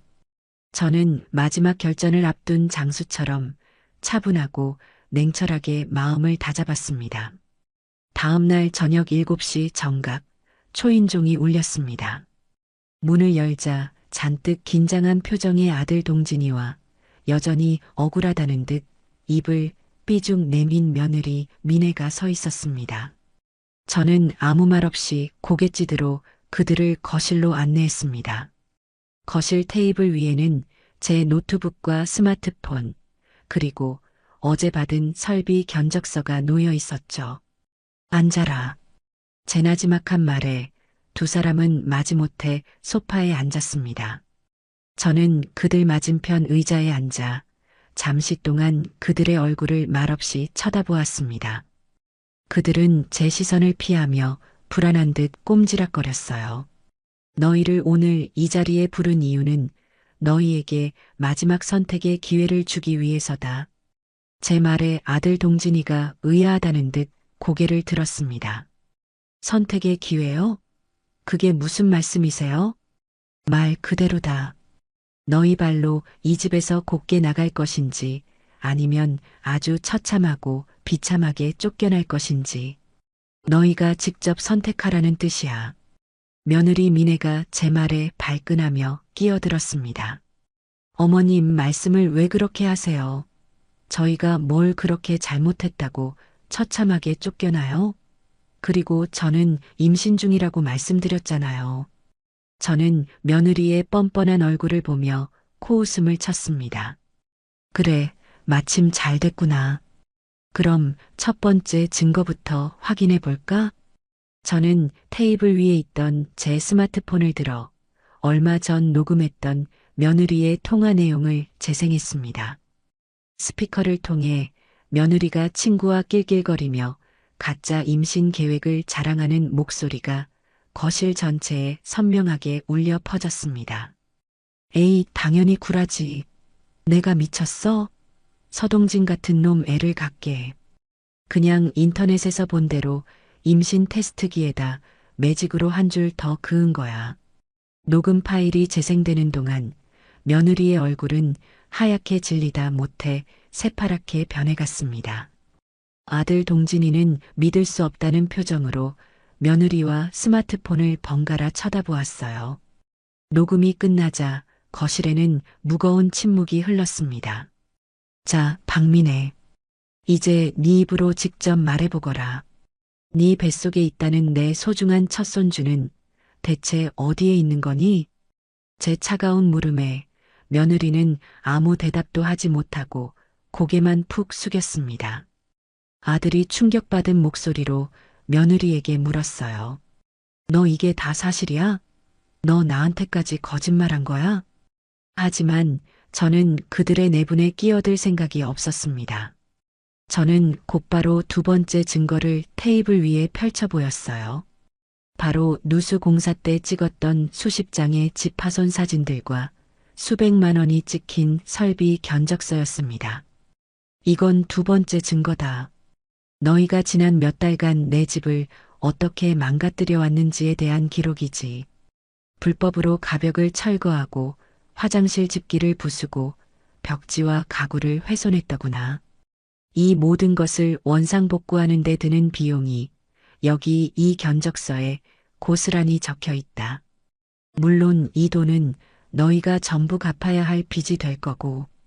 아들은 사진과 견적서를 보며 사색이 되었습니다. 그는 이 정도로 집이 망가졌으리라고는 상상도 못했던 모양입니다. 이제 그들의 얼굴에서는 초조함과 불안감이 명백하게 드러나기 시작했어요. 그리고 저는 마침내 마지막 카드를 꺼내 들었습니다. 그리고 이게 마지막 증거다. 너희가 인간이기를 포기했다는 증거. 저는 노트북을 열어 그날 밤의 CCTV 영상을 전체 화면으로 재생했습니다. 화면 속에서 제가 계단 아래로 굴러떨어지는 모습이 나오자 며느리는 작게 비명을 지르며 눈을 가렸습니다. 하지만 저는 그녀가 똑똑히 보도록 강요했어요. 잠시 후 영상 속에서 문을 열고 나온 아들 내외가 쓰러진 저를 보고도 귀찮다며 다시 문을 닫고 들어가는 장면이 고스란히 재생되었습니다. 영상이 끝나자 아들 동진이는 완전히 넋이 나간 표정으로 그 자리에 얼어붙었습니다. 며느리는 이제 더 이상 아무런 변명도 하지 못한 채 소리 없이 눈물만 뚝뚝 흘리고 있었죠. 그들의 마지막 방어막이 완전히 무너져 내리는 순간이었습니다. 저는 자리에서 일어나 그들을 내려다보며 최후 통첩을 날렸습니다. 일주일의 시간을 주겠다. 다음 주 오늘까지 이 집에서 너희의 모든 짐을 빼서 나가라. 만약 약속을 지키지 않으면 나는 이 모든 증거들을 가지고 곧바로 명도소송을 진행할 거다. 물론 재물손괴와 절도 그리고 주거침입에 대한 형사고소도 함께 진행하겠지. 변호사와 이미 모든 이야기는 끝마친 상태다. 너희가 어떤 선택을 하든 나는 상관없어. 다만 법정에서 이 모든 증거들이 공개되고 너희가 전과자가 되는 꼴을 보고 싶지 않다면 알아서 현명하게 판단하는 게 좋을 거다. 제 말이 끝나자 아들 동진이가 마침내 무릎을 꿇었습니다. 그는 바닥에 엎드려 제게 빌기 시작했어요. 엄마 아니 어머니, 제가 정말 잘못했습니다. 제가 미쳤었나 봐요. 제발 한 번만, 마지막으로 한 번만 용서해 주세요. 네, 제가 다 책임질게요. 미네랑 헤어지고 제가 평생 어머니께 속죄하면서 살게요. 제발 소송만은. 아들의 애원은 처절했지만 제 마음은 조금도 움직이지 않았습니다. 저는 이미 너무 많은 상처를 받았고 너무 멀리 와버렸기 때문이죠. 서동진, 너한테 용서를 빌 대상은 내가 아니다. 네가 버린 네 자신의 인간성이겠지. 그리고 나는 이미 너를 내 아들이라고 생각하지 않기로 했다. 그러니 더 이상 나를 어머니라고 부르지 마라. 저는 차갑게 말을 뱉고 돌아섰습니다. 더 이상 그들의 얼굴을 마주하고 싶지 않았어요. 선택은 너희의 몫이다. 그럼 이제 그만 나가보거라. 내 집에서. 제 마지막 말에 아들 내외는 더 이상 아무 말도 하지 못하고 망연자실한 표정으로 자리에서 일어났습니다. 그들은 마치 영혼이라도 빠져나간 사람처럼 힘없이 비틀거리며 현관문을 향해 걸어갔어요. 철컥하고 현관문이 닫히는 소리가 들리고 집안에는 다시 정적이 찾아왔습니다. 저는 한동안 그 자리에 서서 길고 길었던 싸움의 끝을 실감했습니다. 속이 후련했지만 한편으로는 가슴 한구석이 아릿하게 저려왔어요. 하지만 저는 후회하지 않았습니다. 이것은 제 자신을 지키기 위한 그리고 제 남은 인생의 평화를 되찾기 위한 가장 최선의 선택이었으니까요. 제가 제시한 최후 통첩과 명백한 증거들 앞에 아들 내외는 완전히 백기를 든 것처럼 보였습니다. 그날 이후 4층은 쥐 죽은 듯이 조용했어요. 하지만 저는 그들이 순순히 물러날 위인들이 아니라는 것을 잘 알고 있었죠. 일주일이라는 시간 동안 그들은 어떻게든 상황을 뒤집어 보려고 마지막 발악을 하기 시작했습니다. 그들이 선택한 첫 번째 무기는 거짓 소문과 동정심 유발이었습니다. 며느리 미네는 매일같이 동네 시장이나 마트를 돌아다니며 만나는 이웃들마다 붙잡고 눈물로 하소연을 하기 시작했습니다. 제가 평생 모은 재산을 독차지하려고 이제 막 임신해서 몸도 가누기 힘든 며느리와 하나뿐인 아들을 길바닥으로 내쫓으려는 악독한 시어머니라는 것이 소문이 주된 내용이었죠. 심지어 제가 쓰러졌던 날의 일까지 교묘하게 왜곡해서 마치 자신이 저를 극진히 간호했지만 제가 그것도 모르고 배은망덕하게 군다는 식으로 이야기를 꾸며냈습니다. 며칠 뒤 2층에 사는 새댁이 걱정스러운 얼굴로 저를 찾아왔습니다. 혹시 무슨 일 있으세요? 요즘 동네에 상한 소문이 돌아서요. 어머님이 돈 때문에 아들 며느리 두 분을 내쫓으려 한다고 임신한 몸으로 갈 곳도 없다고 울면서 이야기하고 다니더라고요. 저는 쓴웃음을 지으며 고개를 저었습니다. 걱정해줘서 고마워요, 새댁. 하지만 그거 다 거짓말이에요. 곧이곧대로 믿는 사람은 없으니 너무 신경 쓰지 말아요. 네, 저도 물론 믿지 않아요. 그동안 사칭 때문에 저희까지 얼마나 시끄러웠는데요. 다들 알게 모르게 쉬쉬하고 있었지만 사층 사람들 행동이 비상식적이라는 건 동네 사람들 대부분이 알고 있어요. 그러니까 너무 속상해하지 마세요, 어머님. 새댁의 따뜻한 위로에 저는 진심으로 고마움을 느꼈습니다. 다행히도 그들의 유치한 여론전은 별다른 효과를 거두지 못하는 듯 했습니다. 제가 지난 10년간 이 동네에서 쌓아온 신뢰와 그들이 그동안 보여준 민폐 행동들이 그들의 거짓말보다 더 강력한 증거가 되어주고 있었던 거죠. 하지만 그들의 발악은 여기서 그치지 않았습니다. 며칠 뒤 저는 외출 후 집으로 돌아오다가 계단에서 며느리와 마주쳤습니다. 며느리는 일부러 들으라는 듯 통화하는 척을 하며 큰 소리로 말하고 있었어요. 응, 엄마. 나야. 나 어떡해. 어머님이 결국 우리 보고 나가래. 보증금도 한 푼 못 돌려주겠다고 하시네. 뱃속의 아기는 어떡하고 우리 이제 정말 길바닥에 나앉게 생겼어. 저는 그 가증스러운 연극을 더 이상 지켜볼 수가 없었습니다. 저는 며느리에게 성큼성큼 다가가 그녀의 손에 들린 스마트폰을 빼앗아 들었습니다. 통화 화면은 꺼져 있었고 그저 까만 대기 화면만 보일 뿐이었죠. 쇼는 이제 그만하지 그러니. 네 그 더러운 입에 엄마라는 말을 올리는 것도 역겹구나.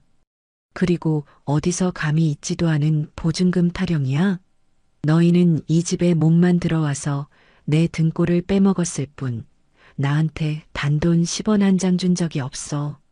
제 일갈에 며느리의 얼굴이 하얗게 질렸습니다. 마침 계단을 오르던 다른 이웃이 그 광경을 목격하고는 혀를 차며 한마디 거들었습니다. 아이고, 4층 세댁. 그렇게 살면 못 써. 그동안 시어머님 속을 얼마나 썩였으면 저러시겠어. 어른한테 그러면 벌 받는 거야. 주변의 시선이 자신에게 불리하게 돌아가자 며느리는 결국 분한 듯 저를 한번 쏘아보고는 도망치듯 4층으로 올라가 버렸습니다. 그들의 첫 번째 작전은 그렇게 완벽한 실패로 끝이 났습니다. 약속한 일주일이 거의 다 되어가던 날 밤이었습니다. 저는 그날따라 유난히 잠이 오지 않아 거실에서 늦게까지 책을 읽고 있었어요. 그런데 아래층에서 아주 희미하지만 무언가 달그락거리는 소리가 들려왔습니다. 처음에는 고양이가 지나가는 소리인가 싶었지만 소리는 제 집 현관문 쪽에서 들려오고 있었죠.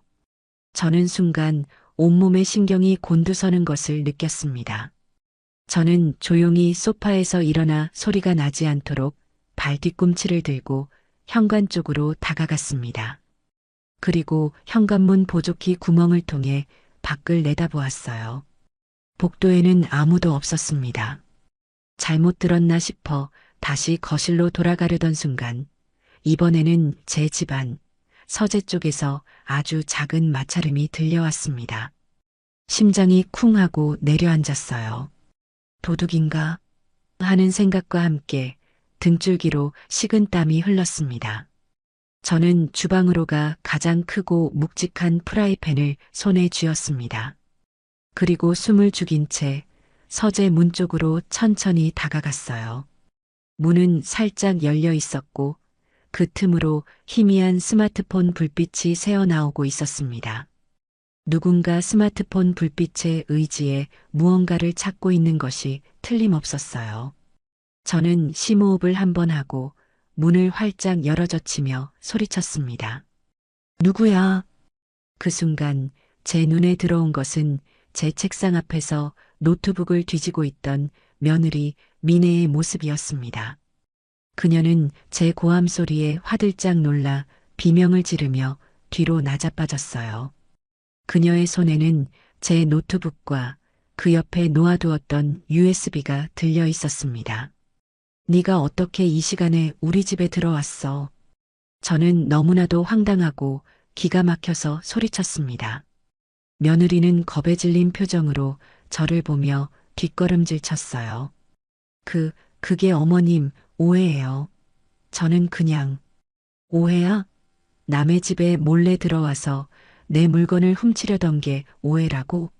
너 정말 끝까지 가는구나. 내가 너희에게 마지막 자비를 베풀려고 했던 걸 네 발로 걷어차는구나. 며느리는 그제야 상황 파악이 된 듯 손에 들고 있던 노트북과 USB를 바닥에 던지고 제게 달려들어 매달렸습니다. 어머님 잘못했어요. 제가 잠시 미쳤었나 봐요. 제발 한 번만 용서해 주세요. 경찰에만 신고하지 말아주세요. 네. 그녀는 제 다리를 붙잡고 애원했지만 저는 이미 마음을 정한 뒤였습니다. 이것은 단순한 절도가 아니었어요. 저를 협박할 증거를 인멸하기 위한 명백한 범죄 행위였습니다. 더 이상 용서란 있을 수 없었죠. 저는 그녀를 뿌리치고 곧장 스마트폰을 들어 112 버튼을 눌렀습니다. 여보세요? 경찰서죠? 저희 집에 도둑이 들었어요. 네, 지금 제가 붙잡고 있습니다. 주소는 제가 경찰에 신고하는 것을 본 며느리의 얼굴은 완전히 잿빛으로 변해버렸습니다. 그녀는 그 자리에 주저앉아 이제는 정말로 서럽게 울기 시작했어요. 하지만 그 눈물은 제 마음을 조금도 움직이지 못했습니다. 얼마 지나지 않아 저희 집 초인종이 울리고 2명의 경찰관이 집 안으로 들어왔습니다. 저는 경찰관들에게 자초지종을 설명했고 며느리는 아무 말도 하지 못한 채 고개만 숙이고 있었죠. 그때 소란을 듣고 아들 동진이가 헐레벌떡 4층에서 뛰어내려왔습니다.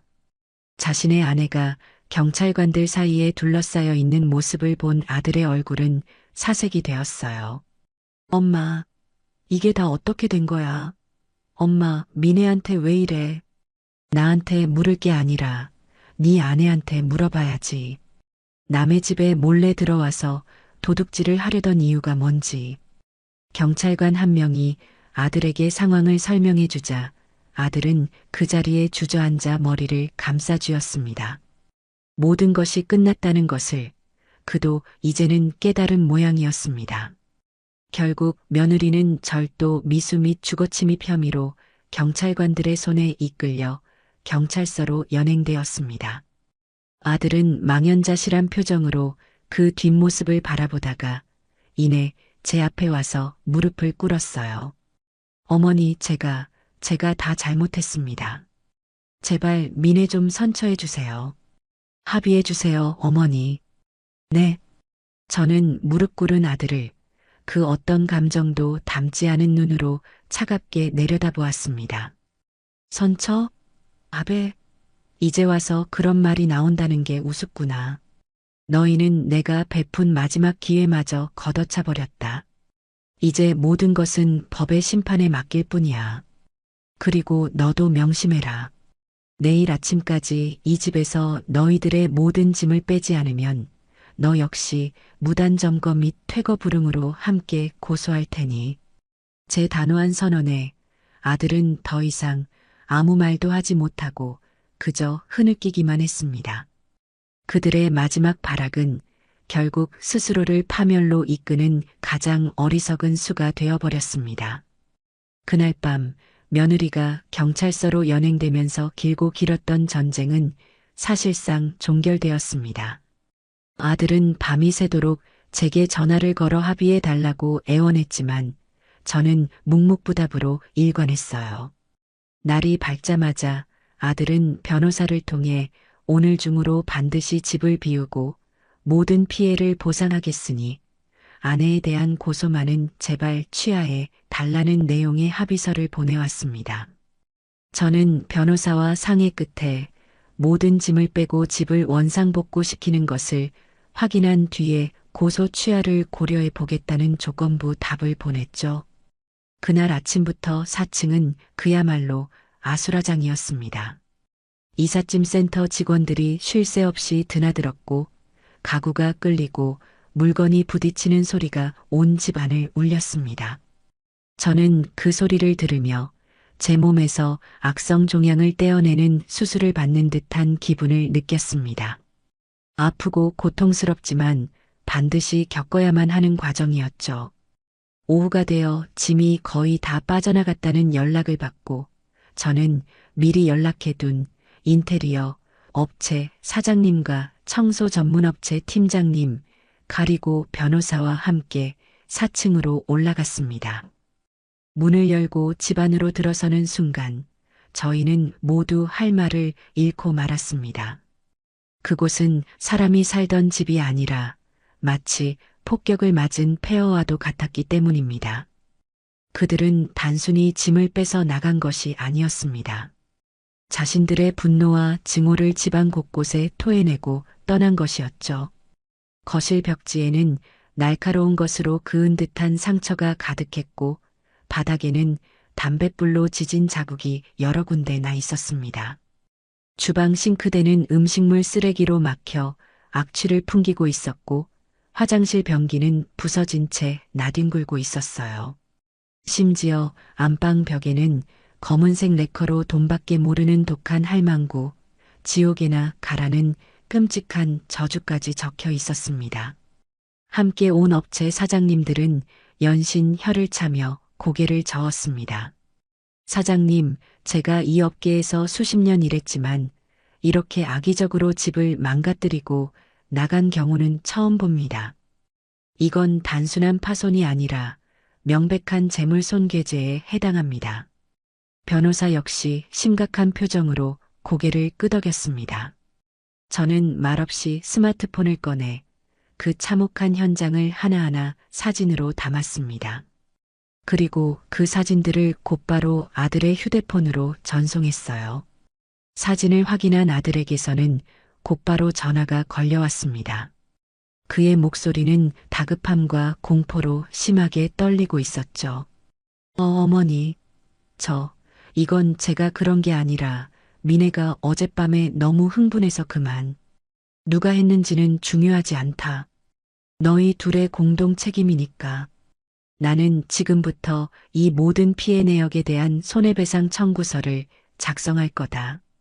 그리고 이 사진들은 네 아내의 고소장에 증거자료로 추가될 예정이고 너희는 이제 절도 미수뿐만 아니라 재물손괴죄까지 추가된 거다.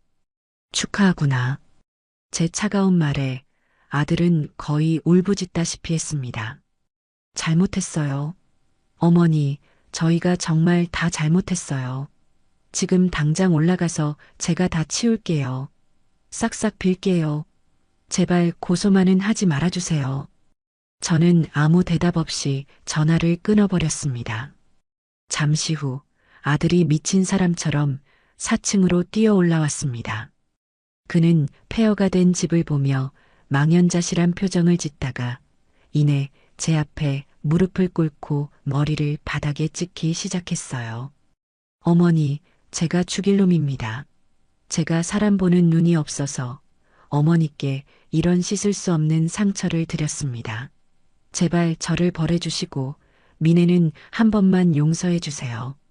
저러다 정말 큰일 나요. 그의 사죄는 진심처럼 보였지만 이미 엎질러진 물이었습니다. 저는 무릎 꿇은 아들을 그 어떤 감정도 담지 않은 눈으로 차갑게 내려다보았습니다. 일어나거라. 네가 머리를 찧어야 할 대상은 내가 아니다. 네가 망쳐버린 네 자신의 인생이겠지. 저는 변호사에게 눈짓을 보냈습니다. 변호사는 미리 준비해온 서류를 아들에게 내밀었어요. 그것은 모든 원상복구 비용 및 정신적 피해 보상금을 10년간 분할 상환하고 아내의 형사처벌에 대해 1절 2일을 제기하지 않겠다는 내용의 합의서였습니다. 여기에 서명해라. 그러면 네 아내에 대한 고소는 재물손괴죄를 추가하는 선에서 끝내주마. 만약 서명하지 않는다면 나는 오늘부로 너와의 모든 관계를 끊고 너희 둘을 내 인생에서 가장 잔인한 방법으로 파멸시킬 거다. 아들은 떨리는 손으로 합의서를 받아들고 한참을 망설였습니다. 하지만 그에게는 다른 선택지가 없었죠. 결국 아들은 함께 온 변호사가 지켜보는 앞에서 합의서에 도장을 찍었습니다. 평생을 갚아나가야 할 굴레를 스스로의 손으로 짊어지게 된 겁니다. 모든 절차가 끝나고 아들은 마지막으로 제게 고개를 숙였습니다. 어머니 부디 건강하세요. 그리고 정말 죄송했습니다. 그것이 제가 아들에게서 들은 마지막 말이었습니다. 저는 아무 대답도 하지 않았어요. 그저 굳은 얼굴로 그가 텅 빈 집을 뒤로하고 힘없이 걸어나가는 뒷모습을 지켜볼 뿐이었습니다. 그가 완전히 시야에서 사라졌을 때 저는 저도 모르게 아주 깊은 한숨을 내쉬었습니다. 길고 길었던 전쟁이 드디어 끝났습니다. 텅 비고 망가진 4층 집에 홀로 서서 저는 창밖을 바라보았습니다. 이제는 더 이상 저를 괴롭힐 소음도 저를 할킬 날카로운 말들도 존재하지 않았어요. 오직 완벽한 고요함만이 집안을 가득 채우고 있었죠. 그 고요함 속에서 저는 비로소 제가 제 삶의 온전한 주인이 되었음을 실감했습니다. 아들 내외가 핥히고 간 상처는 생각보다 깊고 추악했습니다. 4층 집은 그들의 증오와 악의로 가득 찬 거대한 쓰레기 더미나 마찬가지였죠. 저는 그날부터 제 인생의 대청소를 시작했습니다. 청소 및 인테리어 업체 직원들은 며칠에 걸쳐 집안의 모든 쓰레기를 치워내고 망가진 것들을 뜯어냈습니다. 그들이 남긴 저주의 낙서가 적힌 벽지가 뜯겨져 나갈 때 제 마음속에 박혀있던 응어리도 함께 떨어져 나가는 듯한 후련함을 느꼈어요. 한바탕 철거 작업이 끝나고 본격적인 인테리어 공사가 시작되었습니다.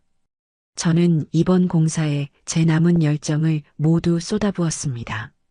이전의 칙칙하고 어두운 색감 대신 따뜻한 아이보리색과 밝은 우드톤을 사용해 집안 전체를 화사하게 꾸몄습니다. 햇빛이 잘 들도록 창문도 더 크고 넓은 것으로 교체했죠. 망가졌던 화장실은 호텔처럼 고급스럽고 깨끗한 공간으로 다시 태어났고, 엉망이었던 주방은 요리하는 즐거움을 느낄 수 있는 실용적이고 아름다운 공간으로 바뀌었습니다. 공사가 진행되는 동안 저는 매일 현장에 나와 일하시는 분들을 챙기고 집이 변해가는 모습을 지켜보았습니다. 그것은 단순한 공사가 아니었어요. 저에게는 상처 입은 제 자신을 치유하고 새로운 삶을 준비하는 과정과도 같았습니다. 먼지와 소음 속에서 저는 오히려 마음의 평화를 찾아가고 있었죠. 한 달 뒤 모든 공사가 끝나고 4층 집은 예전의 모습을 전혀 찾아볼 수 없을 정도로 완벽하게 새로운 공간으로 탈바꿈했습니다. 저는 깨끗하고 환하게 변한 집을 둘러보며 깊은 만족감과 함께 벅차오르는 감정을 느꼈습니다. 이제 이 아름다운 공간을 좋은 인연으로 채울 일만 남았다고 생각했죠. 저는 부동산에 집을 내놓으며 이전보다 훨씬 더 까다로운 조건들을 내걸었습니다. 단순히 돈을 많이 주는 세입자가 아니라 제가 만든 이 소중한 공간을 아껴주고 이웃과 더불어 살아갈 줄 아는 선하고 예의 바른 사람을 찾고 싶었기 때문입니다. 몇몇 사람들이 집을 보러 왔지만 제 마음에 꼭 드는 사람은 나타나지 않았어요. 저는 조급해하지 않고 느긋하게 기다리기로 했습니다. 그러던 어느 날 부동산에서 연락이 왔습니다. 결혼을 앞둔 젊은 예비부부가 집을 보고 싶어 한다는 것이었죠. 약속된 시간에 만난 그들은 제가 상상했던 것 이상으로 예의 바르고 선한 인상을 가진 젊은이들이었습니다. 그들은 집을 둘러보는 내내 감탄을 연발했고 제가 제시한 까다로운 조건들을 하나하나 꼼꼼히 읽어보더니 오히려 이렇게 규칙이 명확해서 더 믿음이 가고 좋네요라며 환하게 웃었습니다. 그들과 대화를 나누면서 저는 이 사람들이라면 믿고 제 집을 맡길 수 있겠다는 확신이 들었습니다. 계약을 마친 뒤 그들은 제게 작은 화분 하나를 선물하며 말했어요. 어르신, 저희의 첫 시작을 이렇게 좋은 집에서 할 수 있게 해주셔서 정말 감사합니다. 이 화초처럼 저희도 여기서 예쁘고 건강하게 잘 살겠습니다. 앞으로 잘 부탁드립니다. 그들의 진심 어린 감사 인사에 저는 오랜만에 가슴 따뜻해지는 것을 느꼈습니다. 며칠 뒤 그들은 조용하고 신속하게 이사를 마쳤습니다. 그리고 그날 저녁 저를 찾아와 직접 만들었다며 따뜻한 저녁 식사를 대접해 주었죠. 소박하지만 정성이 가득 담긴 음식을 함께 나누며 저는 이 집에서 제가 그토록 원했던 사람 사는 온기를 비로소 느낄 수 있었습니다. 새로운 세입자가 들어온 후 제 삶은 거짓말처럼 평화로워졌습니다. 위층에서는 그 어떤 소음도 들려오지 않았어요. 대신 가끔씩 들려오는 그들의 행복한 웃음소리가 제 마음을 기분 좋게 간지렸습니다. 그들은 복도에서 저와 마주칠 때마다 항상 먼저 다가와 밝게 인사를 건넸고 명절이나 특별한 날이면 작은 선물과 함께 제 안부를 묻곤 했습니다. 그들과의 관계는 집주인과 세입자를 넘어 서로를 존중하고 아껴주는 좋은 이웃 혹은 따뜻한 가족과도 같았습니다. 어느 화창한 주말 오후 저는 베란다에 앉아 새로 이사온 부부가 선물해준 화초에 물을 주고 있었습니다. 파릇파릇하게 돋아나는 새잎을 보며 제 인생도 저 새잎처럼 다시금 생기를 되찾았다는 생각에 저절로 미소가 지어졌죠. 그때 위층에서 잔잔하고 아름다운 피아노 소리가 들려왔습니다. 새댁이 취미로 피아노를 친다는 이야기는 들었지만 실제로 그 연주를 듣는 것은 처음이었습니다. 그녀의 연주는 소음이 아니라 제 고요한 오후를 더욱 풍요롭게 만들어주는 아름다운 선율이었어요. 저는 눈을 감고 그 음악을 감상했습니다. 따스한 햇살, 기분 좋은 바람, 아름다운 피아노 선율, 그리고 그 무엇에도 방해받지 않는 온전한 평화. 저는 제가 그토록 바라던 모든 것을 마침내 손에 넣었습니다. 아들 내외의 소식은 더 이상 들려오지 않았습니다. 며느리는 결국 재물손괴 및 절도 미수 혐의로 벌금형을 선고받았고 아들은 그 모든 빚을 갚기 위해 밤낮 없이 일하고 있다는 소문만 어렴풋이 들려올 뿐이었죠. 하지만 그들의 삶이 어떻게 되든 이제 저와는 아무런 상관이 없는 일이었습니다. 그들은 스스로의 선택으로 제 인생에서 완벽하게 삭제되었으니까요. 저는 더없이 맑고 높은 가을 하늘을 바라보며 아주 오랜만에 진심으로 행복한 미소를 지었습니다. 바람결에 묻어나는 풀냄새가 길고 아팠던 시간의 마지막 페이지를 부드럽게 넘겨주는 것만 같았어요. 제 손으로 자식과의 연을 끊어내는 것은 제 살점을 도려내는 것보다 더한 고통이었습니다. 결코 원하지 않았던 길이었고 걷는 내내 수없이 망설이고 무너졌죠.